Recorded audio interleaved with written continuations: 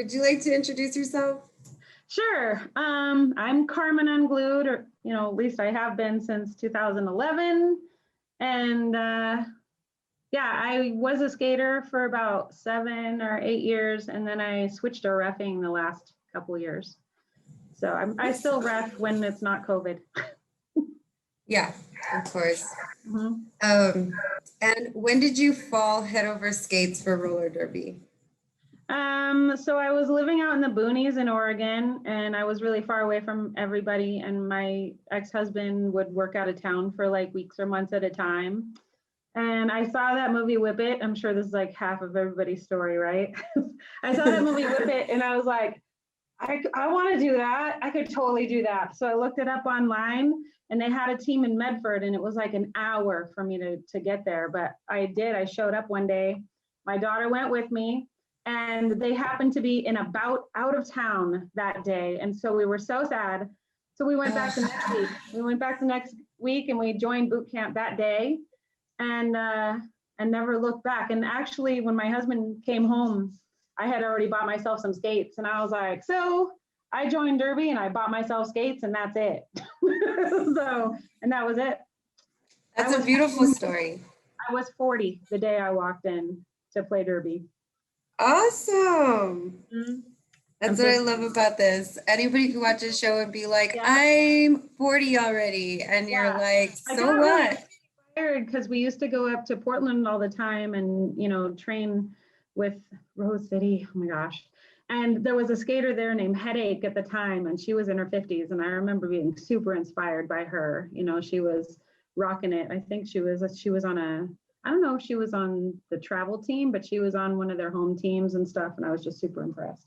But anyways. Yeah, no, it is because I think for myself, I started when I was 30. And then when I was 35, I started to wonder how long I'd be able to do it for. But I was on a renegade team, so it wasn't Wifted Up. Yeah, so that was a big reason why I was like, I don't know. And so now I'm Wifted Up on another league. And I mean, as long as I stay strong and healthy, I'll be able to do it, I'm 42 now, so. If I didn't get 4 concussions and break my ankle, I'd probably still be playing. Can you see with that? So. Yeah, and we'll talk about that. We're going to talk about that. So how was your first derby date? Whether it be your first practice or if it was your first bout, or if you want to tell me about both? I think we went to go watch a bout right before we walked into Derby. Like we heard about it and we went to go watch a team play. And we were like, oh yeah, that's really cool. We really want to do that. And so, then we showed up to a practice because they said it was a practice day. Nobody was there. It wasn't on the website. And then we came back that next week and we walked in, we were like, yes. And so we just joined boot camp because we were like, I thought that you were going to have to try out, and it wasn't like that. It was such a small team at the time. They're like, no, just come skate, dude. So we did do a boot camp, but it was kind of informal. It was just, you kind of learn things as you go. And when you're ready, you kind of graduate out. And it was Siskiyou Rollers in Medford, Oregon. I bleed teal to this day. They are my heart. We're not a team anymore. It's really sad. And how does Derby make you feel?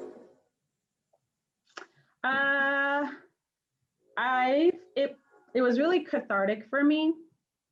I think I was going through a lot of stuff. Everybody comes to Derby for different reasons. I think it was, I don't remember if it was Bonnie Thunders. It was one of the Gotham no, it wasn't. It was, darn it, I forgot her name. Anyways, who said that it'll break your body, but heal your soul, right? Bonnie Destroyer. Destroyer, that's right. So it wasn't Bonnie Thunders. It was Destroyer. So anyways. It is Bonnie. It was Bonnie. And it's so true. I knew people that had come there out of grief and, a lot of other different reasons. And it made me, I needed to work through some stuff.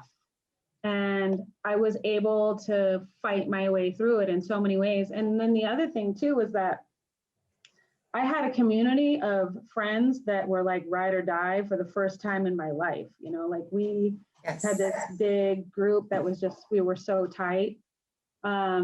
And I had never really had that. You know, I had like a friend here and there, but this was like, these were my people. You know, we Mhm. were, so I don't know. I missed that. I missed that the most, you know, Yeah, for you sure. find your tribe. Mhm. If you're the person who feels like you've never really fit in anywhere, you should try roller derby Yeah, because that's probably where you'll find your people. for sure. Yeah, I found my people. Yes. And then I going made to my roller con, I know. And then going to roller con, you're just like, oh, I belong Yeah. here. Well, and I only got to go once. Like I had signed up 3 times and something kept happening, but finally my besties and I went the year before last and had a blast. Oh my gosh, had a blast. I only got Oh to my rest, gosh. but it was still awesome. I've never heard anybody say, I had the worst time at roller con.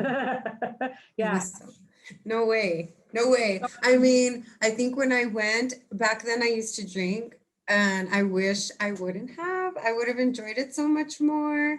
That's the Um, temptation of Vegas, right? yes, They have that like yard of whatever and you're walking down, yeah, and you're able to skate down the strip with it or whatever. It's so dangerous. yeah.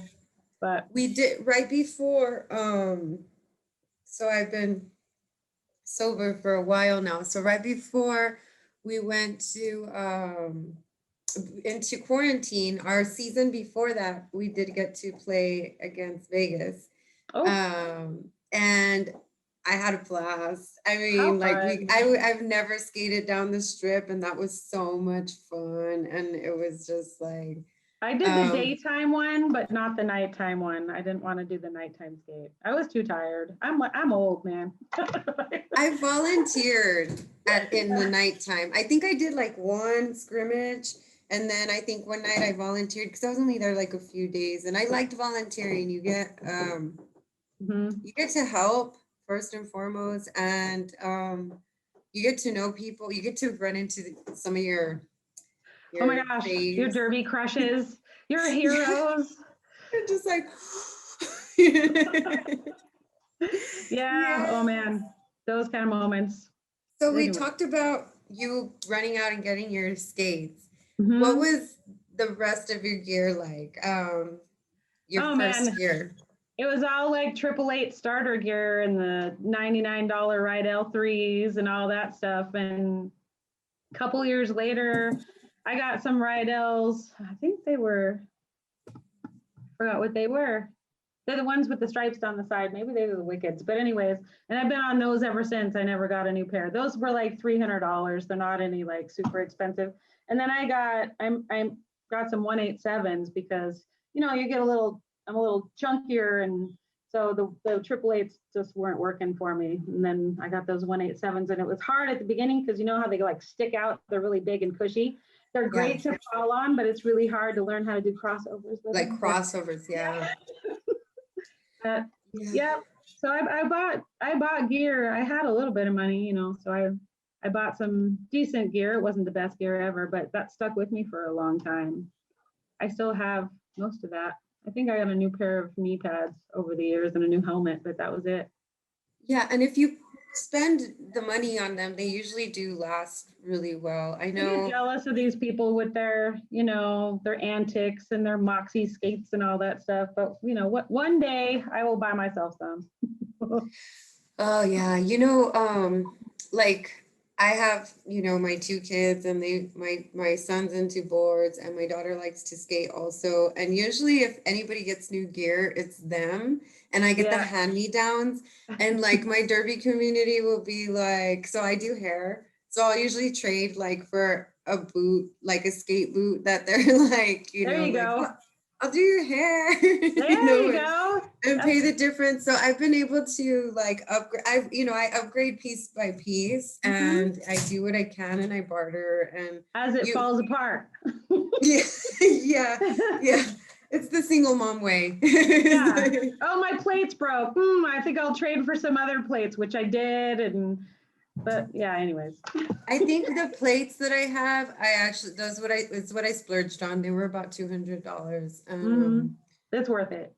Yeah. Oh yeah. You know, and That and some good insoles. so I have one skate right now that does not have an insole in it. And I keep forgetting to put one in there. And every time I go skate like on a trail and I put my Oh, skates on, I just say, I haven't put my insole. So I have blisters like for oh every yeah. time. Cause I mean, I highly it's recommend Super Feet. I don't know if you ever tried those ones, but they're super. amazing.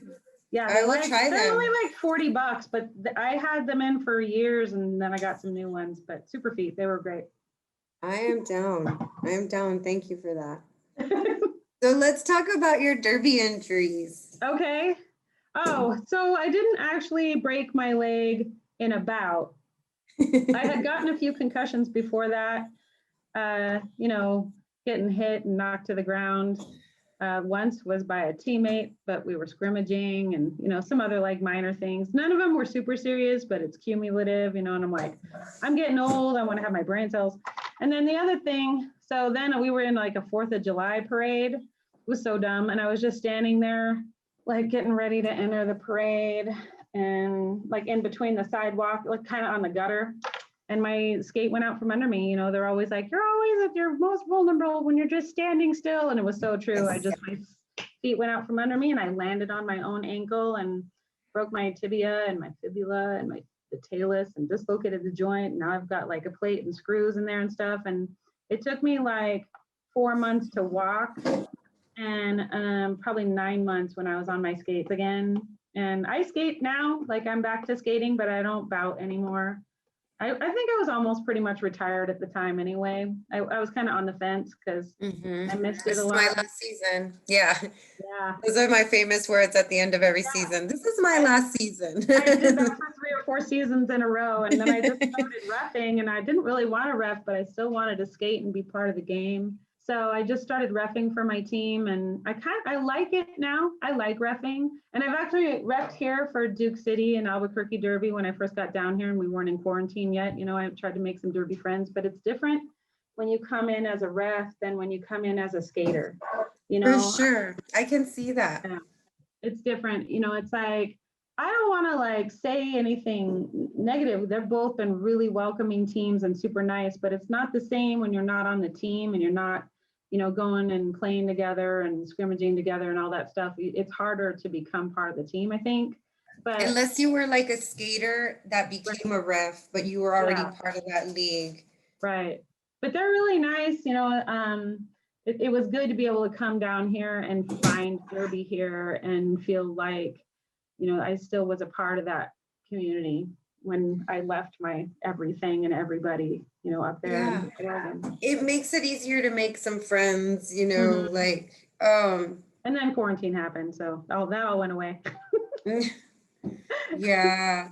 Um, so that was one thing that we were talking about too, because I'm on the board with my league and we're still Zoom and we still well, we do try to keep people like involved and I'm not like I'm such an introvert that like even when they would do scavenger hunts like through like our you know our band a lot. Oh, we got such a great board. I haven't been part of like such a but I mean, this league is like, oh, you know, they're in. They're like they're always doing stuff. We have such a great president and That's whatnot. But awesome.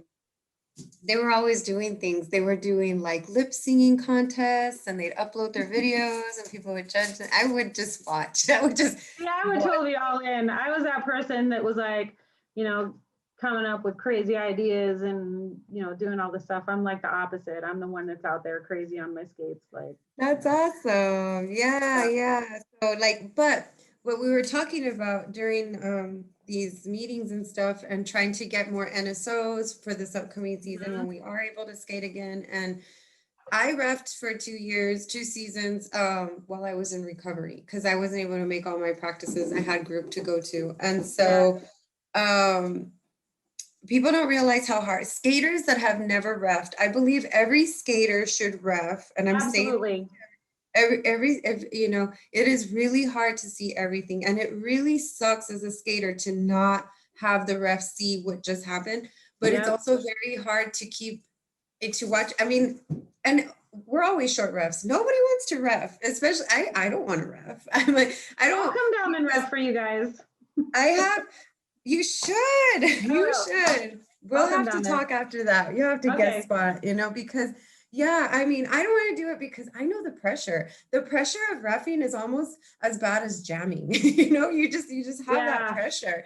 And it's a hard job, you guys. And I know, it's just you just need to do it at least for one game, even if I it's a agree. home game, so that you Because can otherwise, see. it's totally thankless. People are like yelling at you, and you're like, "Don't yell at me, or I'm going to kick you out." And Like, there's stop it. and there's no roller derby games without your NSOs and Right. referee. There's no game. Like you cannot do Yeah. what you love without you. And thank you very Right. much for doing it. It was a hard transition, but It it's good. is. It's all It good. is.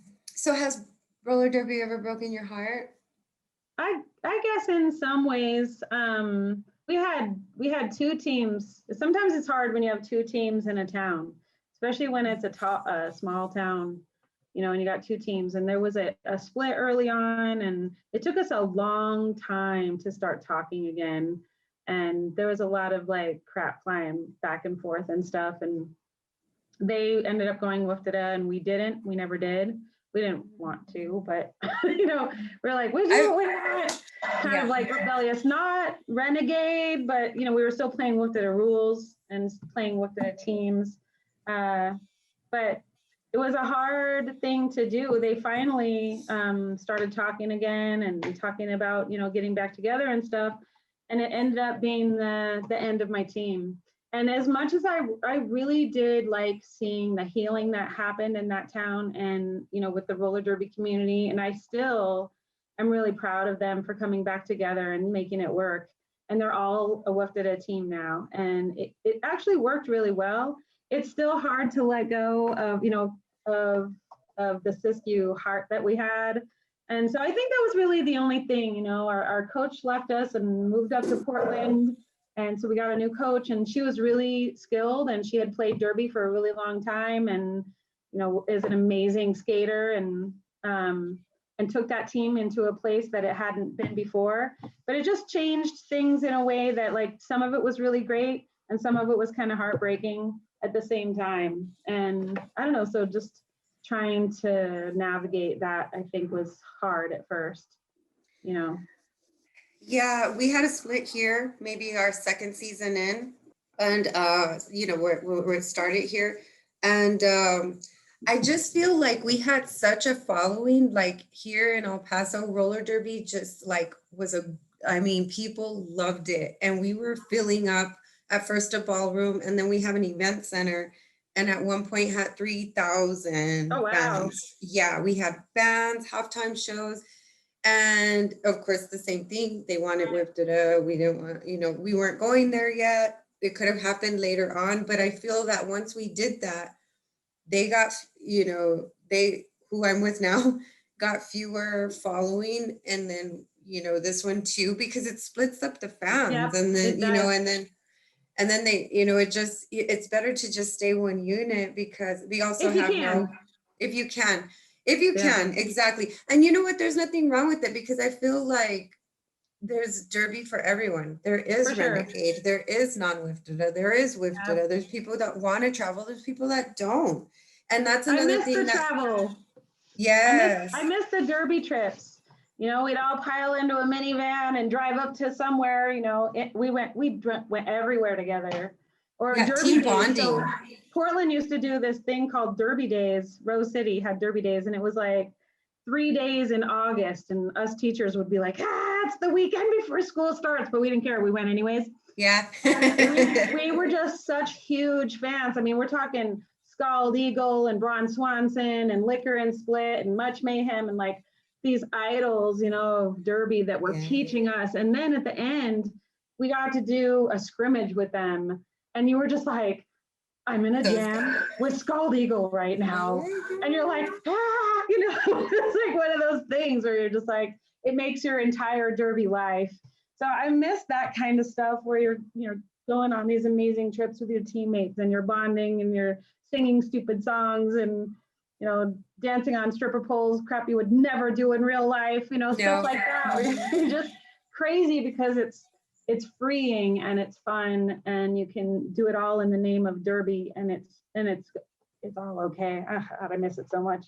Yes. Yeah. Going off that, what was it that you were first looking for in roller derby? I don't even know. I think I just wanted to find an outlet. I was so alone. I was lonely, and I was new to Oregon, and I didn't know anybody, and I had played sports before. I had played soccer and stuff like that, and I just wanted to be part of a team, but I also like it was so just rebellious, and I've always had that streak in me, and I was just like, I'm gonna go play roller derby, and my ex-husband was like, what?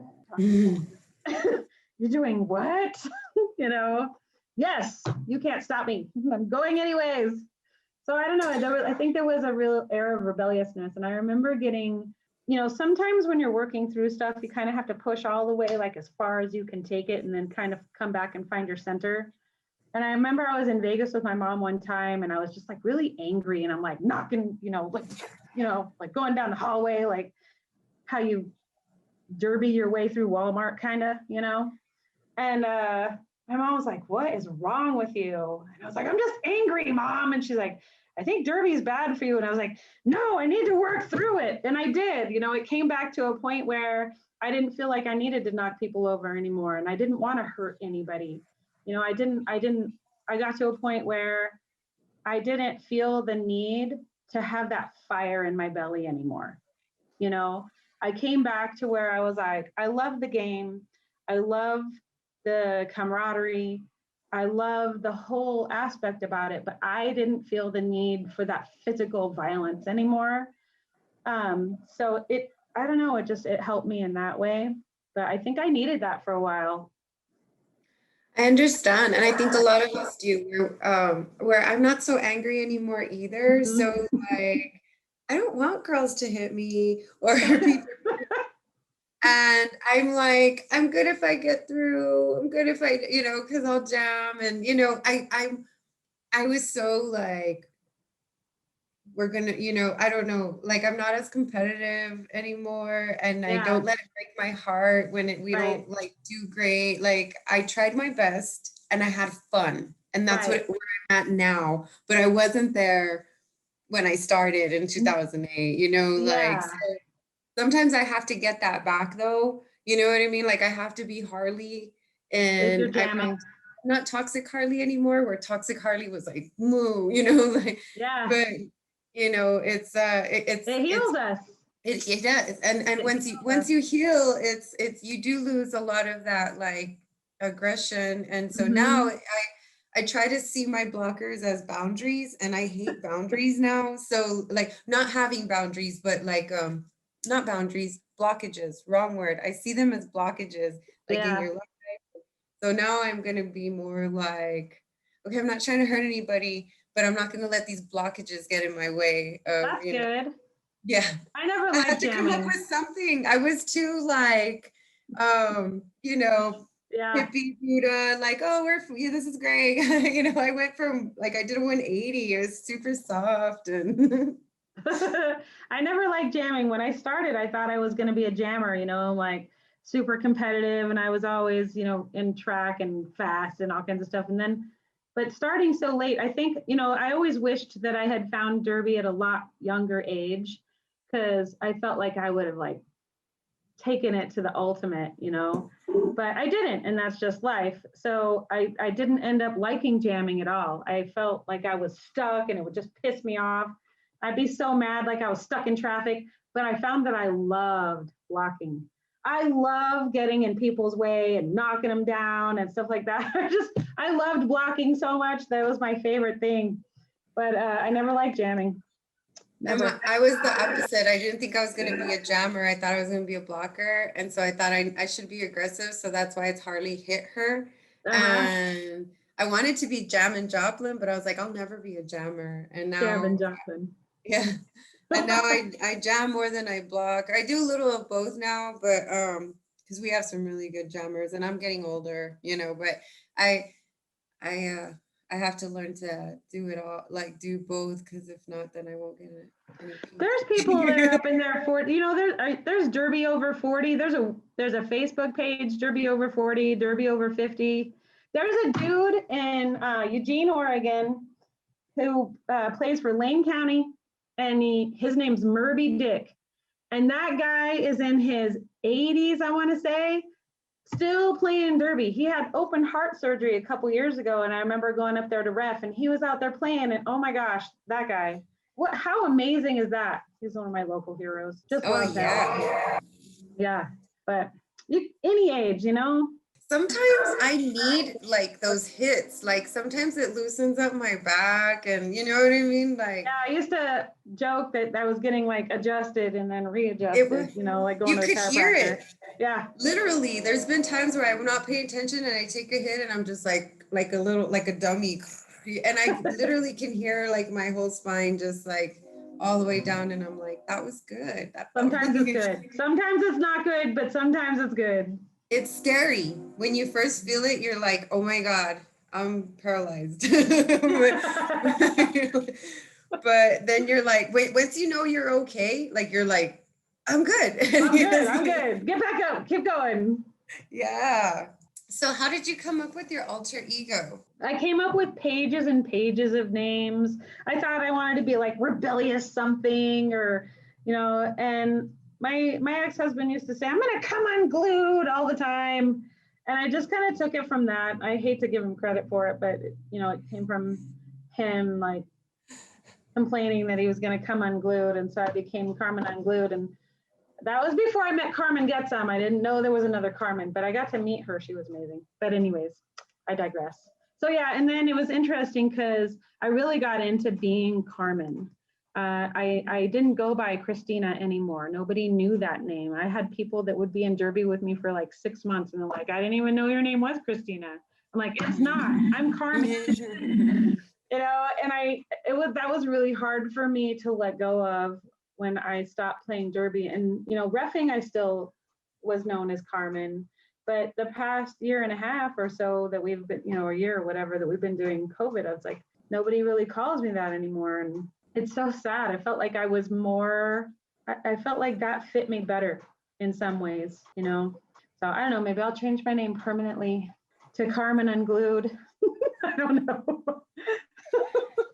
My name is Dee. I go by Dee, and so it took me forever to get people to call me Harley because everybody would call me Dee. And then now that I want to change my Derby name, for years I've tried to change my Derby name, people will continue to call me Harley. So like I can't at this point. It's just, yeah. I've seen people try to change their Derby names later in the game. And I remember when I was coaching boot camp, I would tell people, you know, I don't know what other teams tell them, but I would be like, choose a name quick, because otherwise we're going to call you. Like, I had a friend named Dina, and we started calling her Diener. Shout out to Ruby. Anyways, and she finally picked a Derby name, but it took her a while, and it was Ruby Rose or something like that. And I don't remember now. It was Ruby something, and we never called her Ruby ever. It was always Diener, and I don't know. So I always told people, you want people to call you by your Derby name, pick it fast, because we're going to call you something. And I ended up giving people all kinds of Derby names when they would come in for boot camp. Like, I don't know what to, you know, just coming up with them and start calling them something. Doesn't always stick, but I don't know. I love that aspect of it. You know, people are like, why do you have a Derby name? I don't know. Like, why do wrestlers have wrestling names and stuff? You know, it's the same kind of thing. It's part of the fun of Derby. It's not, I mean, it is a sport, and it's gotten way more serious since when I started. You know, all of a sudden they're not wearing tutus and fishnets anymore, which hurt, by the way. Newbies coming in, fishnets hurt going down. But, you know, they started wearing like Under Armour and, you know, stuff like that later on. And it's just, I don't know. I think I still love the fun and the crazy part of it. And I think that can still be part of it going forward when Derby comes back.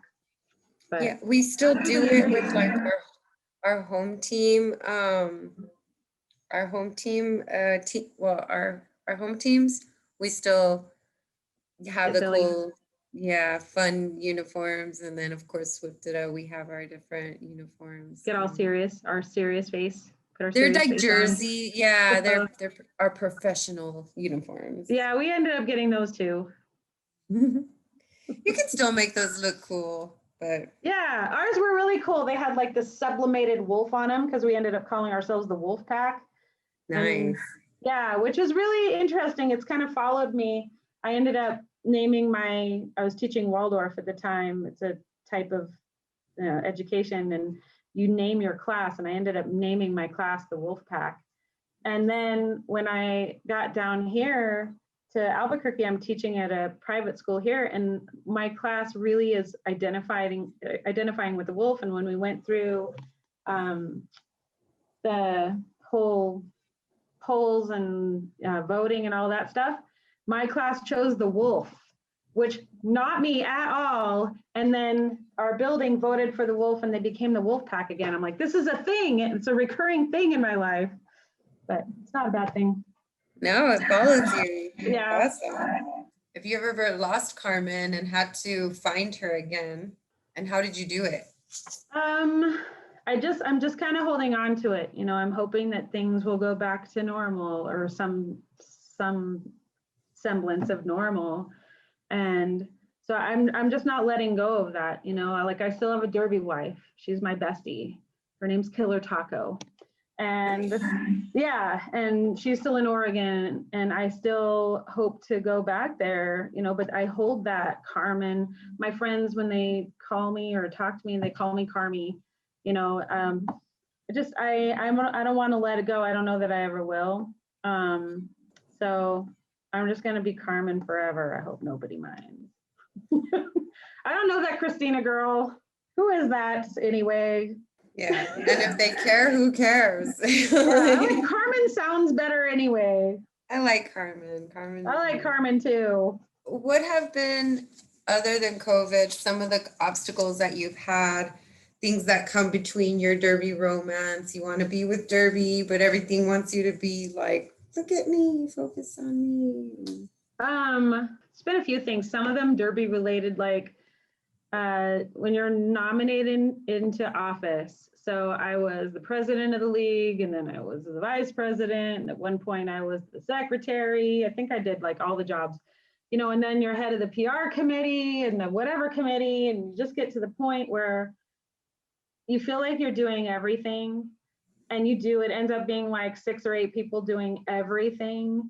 And I don't know if part of it is just not being able to delegate very well, or if you have the people that just do a lot of work just because they do a lot of work, right? And other people don't even realize what's going on behind the scenes. And I think that kind of burns you out in a way. Like the second I took on that mantle of being the president of the league, all of a sudden it's about responsibility, and it wasn't fun anymore. And then everybody's complaining to you, and then you end up being the middleman, and then like all this stuff you don't want to do.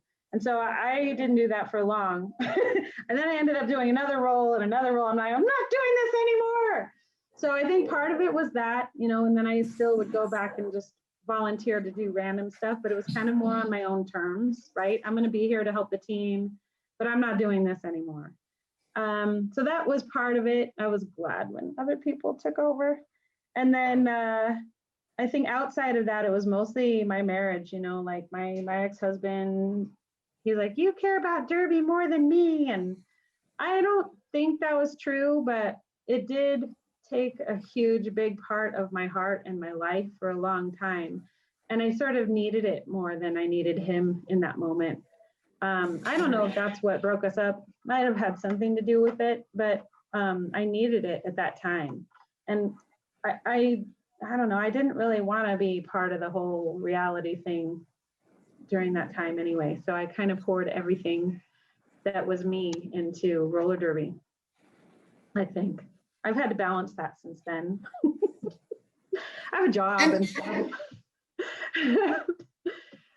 But it happens. I can relate to both, taking on so much responsibility and then leaving and wanting to come back to just skate, because yeah, of course you want to be part of it all. It's new, and like, I'll help with this and I'll help with that, and it's great. But then when you're like too close, it's kind of like you know the ins, and the ins sometimes can like be discouraging, because you wish you just didn't know all that and you could just skate and think like it's Yeah. just great. And I think a lot of boards can understand that, We need that though. I mean, we need those people to volunteer. We don't have a league if we don't have people doing the work. But Yeah, after a little while, you get burnt out and, you do. maybe come back later, like rotate. Yeah. And then people who don't volunteer as much or are not on a committee, are usually the ones that have so Yeah. much to say So about. much to say. And it's Or they like, why don't we say do anything. this? Why don't we do that? We should do this. And it's like, But then they never say it in the meeting. They say it to other people, but then when it's time, they never say it in the meeting. That was always me. And people look at me like, did you just say that? I'm like, yeah. Yeah. Or they don't have a plan. Like I always knew that if I had an idea, if I was gonna bring it up, that means I was gonna have to execute it. So Yeah. it's like they're like, You better okay, have a Harvey, that plan." sounds like go ahead and start doing that. We'll put you in charge of that. And I'm like, no, you guys do it. Right. If only it worked that way. Yeah, right. So you're just kind of like, Yeah. I still try to volunteer. I'll do more than just ref. I don't mind NSOing or, doing other stuff, but I don't do as much as I used to. And then the whole, like, I've been through where you're they want you at home and they want you to be the you, but then you go and you find this like oasis of like strength and power and you're respected and you're doing better and you're falling and you're getting up and then you go home and you're like, I don't have to put up with this shit. So true. So many I can knock you over. Just try me. Right? I will hip check you like Beyonce. Yes. Yeah. And because they hate it. They love it for a moment or they love it when they see you on the track kicking butt. But then when you're putting in the hours so that you can be on the track to kick butt, they're just like, why you always got to be there? You got to be there on Saturday again? Yeah, dude, every Saturday at 10 a.m. Every Saturday, 10 a.m. Yeah. It's the Church of Skating. It's my new cult and I love it. Yeah. And I will drink the Kool-Aid if they tell me to drink the Kool-Aid. Anytime. That's not even funny. I should edit that. It proves my point, how dedicated we are to we would die for Derby. We put our bodies in so much, like. Yep. But oh, you're talking about cults? I thought we were talking about Derby. I'm talking about, well, it's the same thing. Jamestown and stuff. Yeah, that's scary. That's totally scary. Oh man. Yeah, I was totally not even on the same wavelength. Woo! I'm still in Derby mode. That's good. Yeah. So I was gonna ask, this is one of the questions that I ask is, do you ever derby off the track? But we were talking about how you were like in stores. Yeah, sometimes I used to go to Walmart just to get pissed off enough to go bout. You ever get that, where this is good advice, people. Go to Walmart and get behind some of those people that don't even pay attention to anybody else. They're just pushing their little cart in front of everybody. Oh my God, it's so infuriating. And then I would go bout. And I would just imagine Walmart people in my way, or like traffic. Like sometimes I'll drive in traffic, kind of derby, but not always, because that's dangerous. But sometimes you wish you could just check them off the road, Yeah, I'm always looking for the holes. I drive like a jammer. Number one rule of derby: don't be a douchebag. So when they're on the road and they're driving like that, and you're just like, I'm going to just run you off the road, but you won't, of course. It's a daydream. And that really is the number one rule of derby. If people don't know that, is don't be a douchebag. Don't be, it's a real thing. It's a real thing. And I started doing that because there's a lot of things we talk about, like derby wives and whatnot. And I have viewers that are not in roller derby, so they've asked me to explain and different things that we might say. Yeah, it's your best friend. It's your bestie, but so I was in the military a long time ago, and we had a ranger buddy. Somebody that you shared a tent with, that you ended up pulling duty with most of the time. That person had your back and you had theirs, and that's kind of how I went into it. with Derby wives, it's kind of like that, that's your ranger buddy. That's your person that has your back. And she ended up being like my best friend ever, so lucky that we're still wifeys. We just sent each other stuff on Valentine's Day. And we actually had a Derby honeymoon. Like we went to, I used to live down in the Bay Area. And so I drove her down there and she had been down there once or something, but I took her to like all these places and we went and skated with a team down there. We skated with Dad on just one of their practices. That was kind of fun. It was just like this little scrimmage, the Bay Area Derby. But we went to the Undead Betties out in Pittsburgh, California, and they were welcoming just like our team. Like it became like a second home team for us, and we still have friends from the Undead. But it was a great trip. That's so awesome. Yes, we do propose, and then at RollerCon, they'll actually give you a Derby wedding in We didn't do all Vegas. that. I did get married in Vegas with my Derby wife. We didn't do a honeymoon. And I think I proposed to her, but it was more just like, will you be my Derby wife? That's what I didn't did. like. You want to be Derby wives? Okay. Yeah.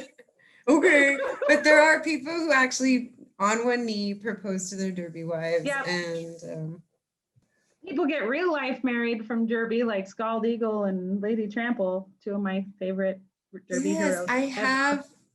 I have some guests in future interviews that actually found love, because it's called My Derby Romance, because I talk about how Derby is an actual relationship. For sure. And what's it called? But some people thought, like, if I was talking about like people who had found love in Derby, I mean, besides the love for Derby, and they're actually going to tell their love stories of how they met through roller derby. Yeah, I can't wait. Some people like that too. Yeah. Yeah, I actually had a boyfriend in Derby once, but that didn't last too long. He was a ref too, but I think that was the only thing we had in common. So have you and roller derby ever broken up? Yeah, let's see. Let me think. There was a time where I moved away from Oregon and I ended up going back, and I tried to join Derby where I was. It was up in Colorado. And that didn't work out, but I didn't really want to leave Derby. And then I can't say that we really have. There's been a couple times, like, COVID has sort of kept us apart. But other than that, like there was a time where I thought I would play Derby till I died. And I just wanted to be part of the Derby community my entire life. And I still feel that way. Like, I know that when this is over, I'm going back. And even after I broke my ankle, I'm like, I'm going to skate again. And it was more important to me than walking. I'm like, oh yeah, walking, but I want to put my skates on. And I remember the first day I put my skates back on, I was like crying, rolling around. I was in so much pain, rolling around like, it hurts, but I'm on skates, just being so excited to be back on skates. Yeah, I can't imagine ever really breaking up with Derby completely. Yeah, no. Now I'll be like one of those, 70, 80-year-old ladies that's still rolling around on skates, like not doing much, trying to ref, but you can't really see anything, but they're being nice to you by letting you skate anyway. Oh yeah, Carmen, she's been around for decades. We just let her skate around and pretend she's reffing. That's going to be me. Oh. That's a beautiful future though, man. Yeah, I think so too. I wanted to get an RV and just go around and I don't know. You remember we used to have DNN? You remember Derby News Network? And they kind of went defunct. No? Oh, they used to be like our Derby News. They would go around and they would cover bouts all around, and they went defunct. And I'm like, I want to do that. I want to get in my little van and go out and like video Derby bouts and talk about Derby and stuff like that, and bring that back. Because you should write that down. Write that down. Girl, I already bought the website. I'm already already scheming to, have roller derby news back in the, but I want it to, it's such a great sport and people don't they don't realize it. They just don't know what they're missing. It doesn't get the recognition. Huh? It's a little hard to understand at first, but so is football, you know? So yeah, I think it should get a lot more recognition than it does for sure. So It should at least be on ESPN, at least. it was on ESPN 2 or 3 at one point. And then they were talking about letting us be in the Olympics if we stopped having really horrible names. Some of the horrible names, man. These people like, you got your children coming to your bout and you named yourself Orgasm? What? Yeah, anyways. Or I knew a guy named Jesus Reffin Christ once, and I'm like, you can't put that on TV. It's an amazing name, but you can't put that on TV.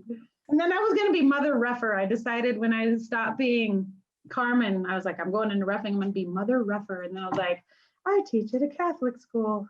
That wouldn't be, yeah, I might lose my job. I'm not Catholic, but they are, and they would take offense. So yeah, I think that was another thing that kept us out of mainstream and Olympics and stuff like that was we had some really horrible names going on, and they were so fun. One of my favorite things about Derby are people's horrible names. Oh, there's a guy up in Los Alamos. Do you know where Los Alamos is? It's north of Santa Fe, and he's a ref, and he has one leg, and he has a fake leg. Guess what his Derby name is? It's Tripod. It's amazing. Like, this is the stuff I live for. I'm like, that's the most amazing name ever. You know, I love that stuff. Love it. Name recognition. If you're out there and you're watching this, I love you. We could have our TV alter egos and then the one we actually bout with, you know? Yeah, and then people think it's fake just because you have a fake name. And I'm like, we're not the WWE unless you're watching Bank Track. That's a whole different thing. But anyways. Yeah. No, nothing against Bank Track, but there is a lot of like elbows and stuff like that don't happen in real Derby. I didn't see it if I didn't see it. Oh, what I hate. Cheater. Probably want to smack her. Cheater.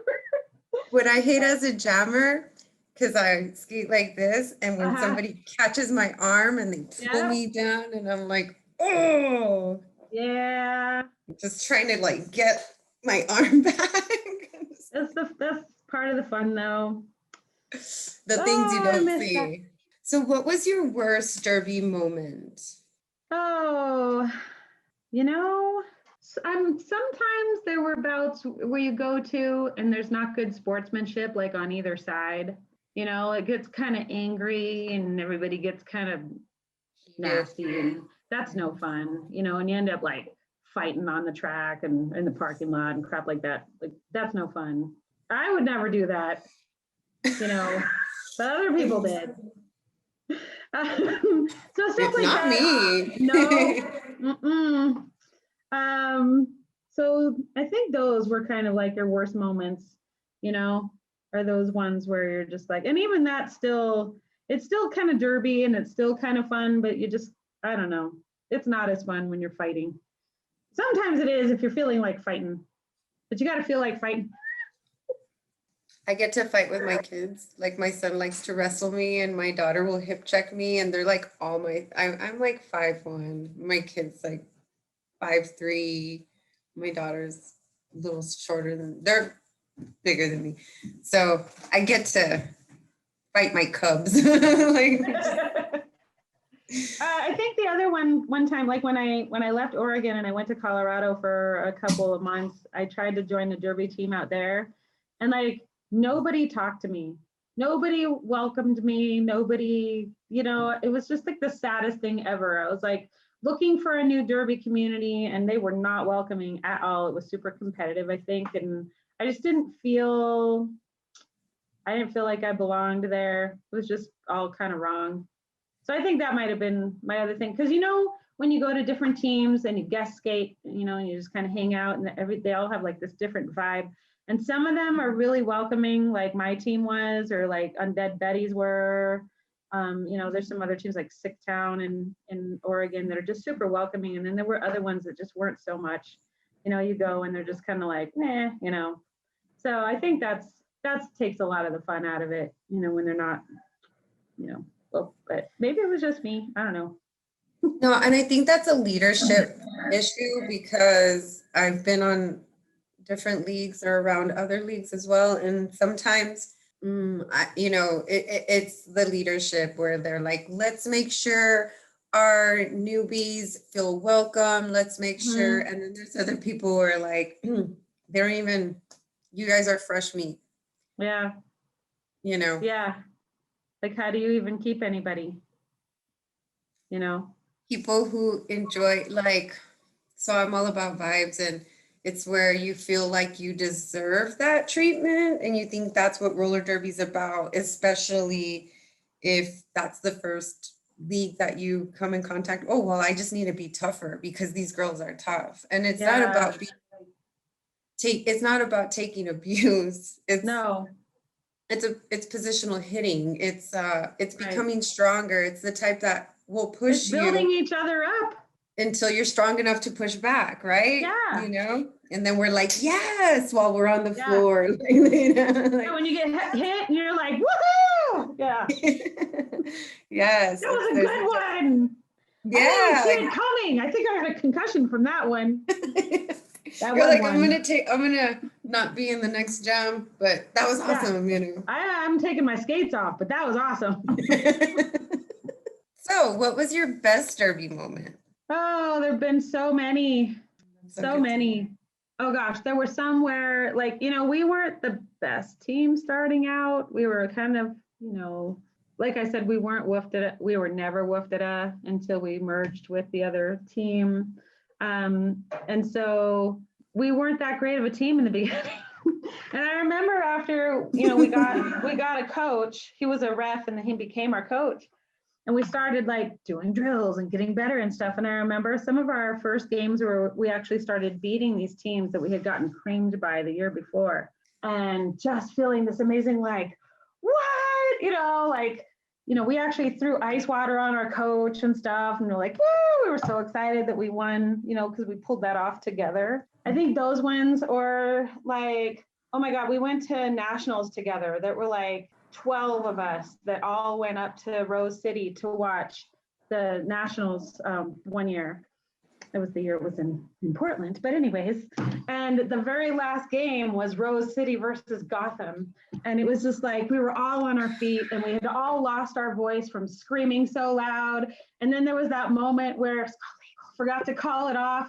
I don't know if you remember that. Anyway, she forgot to call it off and we were like screaming like, ah, like the whole crowd going crazy, but we had already won. But it, just moments like that where you'll never forget that high, that all that coursing through your veins. And then there were other times, like I said about, derby days where you're training with your heroes.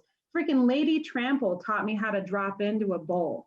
Lady Trample taught me how to drop in. Like those kinds of things where you're like in this moment with like this hero of yours that you've watched on TV or on YouTube or whatever, and they're teaching you how to drop in. Of course, that was another one of my concussions, but that wasn't her fault. Anyways, because I landed on my tailbone and it jarred all the way up my spine. So I don't really bowl skate that much anymore, but in the moment, those things were amazing. Or like when driving back and you're exhausted and we're all like stopping at, McDonald's drive-through and like shoving French fries in our mouth and being so silly, singing super loud, just wanting this to never end, right? Like you're driving back with your team after this totally amazing weekend going, I don't want to go back to reality. That was really amazing. And I love you guys, kind of stuff. It's those moments that stick with me, that were like the best part of Derby, I could just go on forever. I love so much about it. I flew back up to Medford from here to drive to Vegas with my besties, Killer Taco and Glitter Von Hitter. We drove down from Medford, Oregon to Vegas together, stayed overnight in Reno, and just had the best time driving to RollerCon with all of that excitement, with all of our gear shoved into a minivan and stuff like that. Like those moments. I know that they're not always on the track, all the best moments about Derby aren't always on the track, but they were always with my team, so I miss those people. Yeah.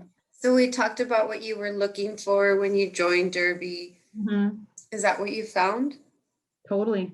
Yeah, everything I never knew I needed. 40 years old and I don't know what I'm doing in my life anymore. I'm married and living on a farm, whatever, and then joined Derby and it just opened a whole new side of me that I was like, this was always here. I was always that rebellious kind of jerk. Not always, but it just kind of it I don't know, it amplified it and then like really brought it to a honed point. And then I was able to kind of let that go and I'm working on not being such a rebellious jerk anymore. But I think I really needed to work through that in a lot of ways. It kind of channels it, no? It kind of channels the, it sees you and it utilizes you. Yeah, totally. So how have you been coping with the pandemic and not being able to skate? It's killing me. I am literally losing my mind. Hiking has been helping. I try to go hiking a lot, but I really want to skate.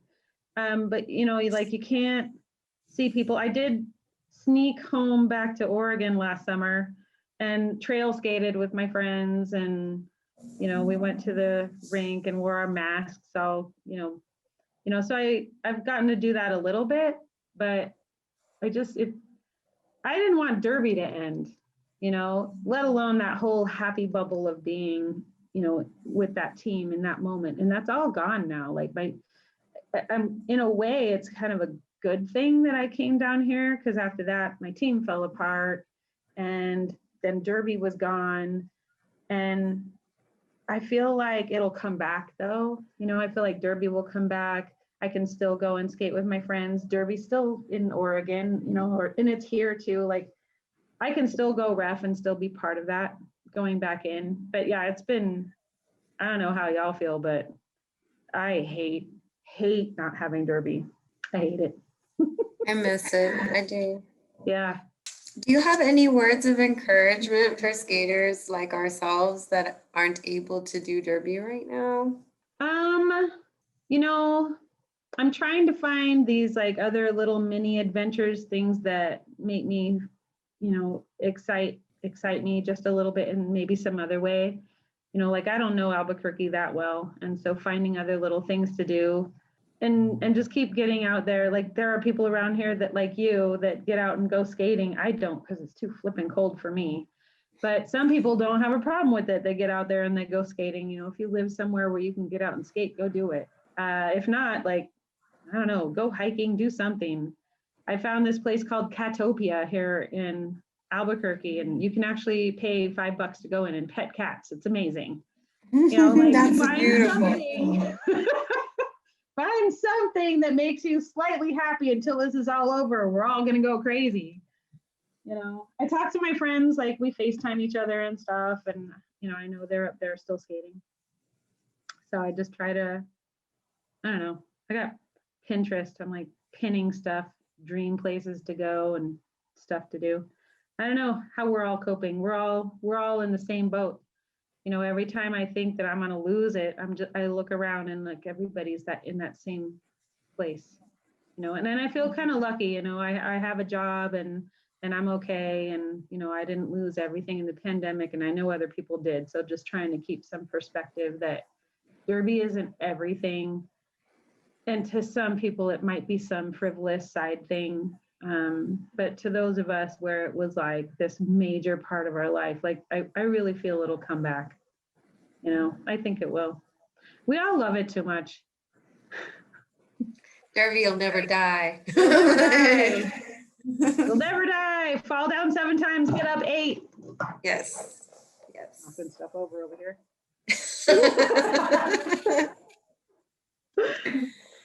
Yep. Yay. Well, I want to thank you so much for everything, for the time and being on the show and sharing your story. So great to get to talk about Derby. I miss it. And reminisce and think about all those times and stuff and go, yes, we're going back to that. We're going back to that. Oh yeah, and the sports aspects of it too, not just all that other stuff.